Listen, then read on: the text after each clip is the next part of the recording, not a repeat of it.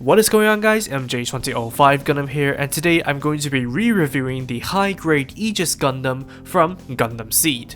The designated commander unit of the G weapons, it was stolen by Zala of the La Crusade team and was deployed in various battles against the Archangel until its self-destruction amidst a vengeful duel. The high-grade Aegis is made up of 6 runners, a minuscule sticker sheet, and a marking sheet exclusive to the Remastered run. Naturally, with it being a simple recolor of the 2002 version at its core, the building construction is really reflective of its age, especially with the navy blue parts and slightly metallic brown-gray parts being really susceptible to nut marks, as well as the fitment of pieces like the hexagonal trim on the shoulders and shins.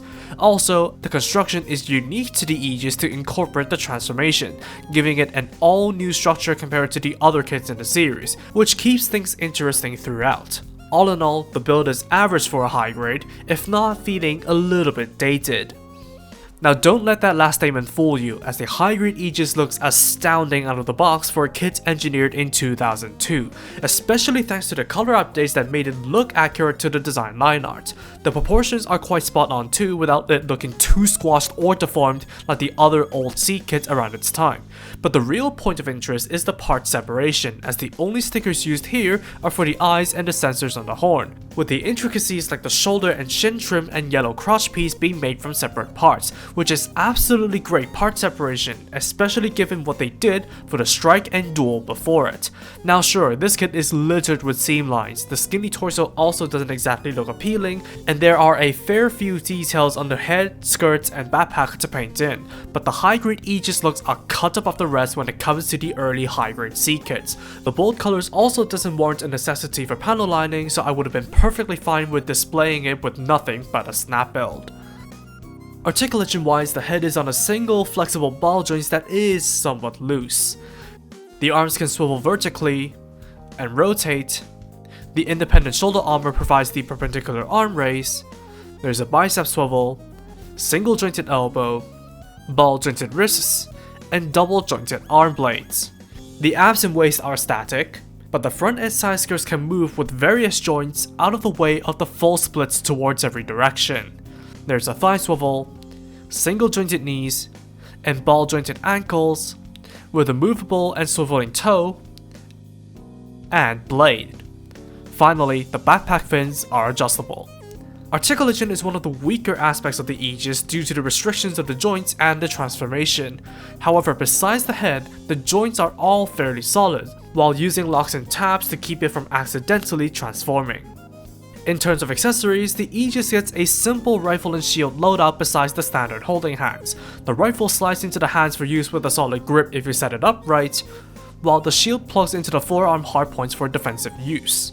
The rifle will need some paint for the scope, but the weapons look good otherwise. The pair can also be stored on the side skirts when not in use, with the rifle featuring a collapsible handle to reveal a peg for such a function. Finally, an action-based adapter is included with the Remastered release for the Aegis to go airborne. Sadly, no beam effects are included for using the arm and feet mounted beam sabers.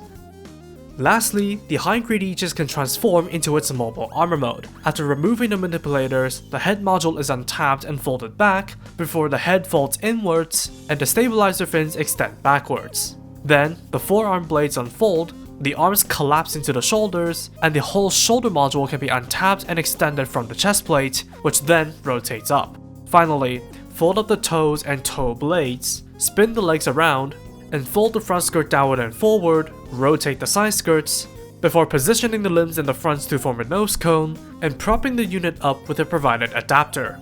The result is the Aegis' mobile armor cruising form, and it is certainly an interesting looking aircraft resulting from what is an impressive full transformation mechanic that is way ahead of its time.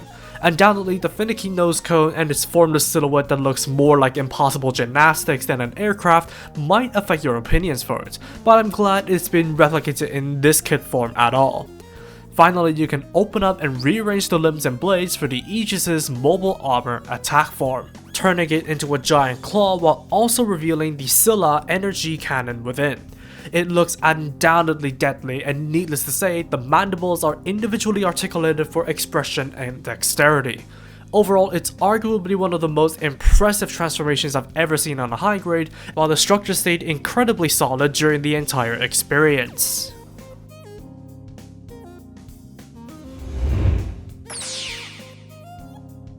The old high-grade seed kits were generally not the sharpest tools in the shed, and that period of the series had produced some infamously ugly and restricted kits. Sure, there were some exceptions, but I personally would not have expected the high-grade Aegis Gundam to feel that separated from the conventions at the time. For 1200 yen, you're getting a kit that looks lean, has somewhat flexible articulation, and a full transformation gimmick, with the remastered version benefiting from a recolor and an action-based adapter. Besides that, the completely unique internal structure and alt modes makes the Aegis one of a kind in the market. Sure, the missing beam saber effects, the seam lines all over the place, and the compromises in the articulation are minor annoyances, still I don't find myself to be too fussed over them. Could it have benefited from a revived release? Sure, but as it stands, the old high-grade Aegis has all the features you'd like from it, all included in a package with more pros than cons. It doesn't reinvent the wheel per se, but all I can say is that it's a satisfying kit that is truly ahead of its time. And that's all for me. Thank you for watching, drop a like and comment if you did enjoy the video, subscribe for more content like this, and feel free to follow me on social media with the links down below. That said, take it easy, stay safe, and I'll see you all in the next video. Peace out guys, bye bye.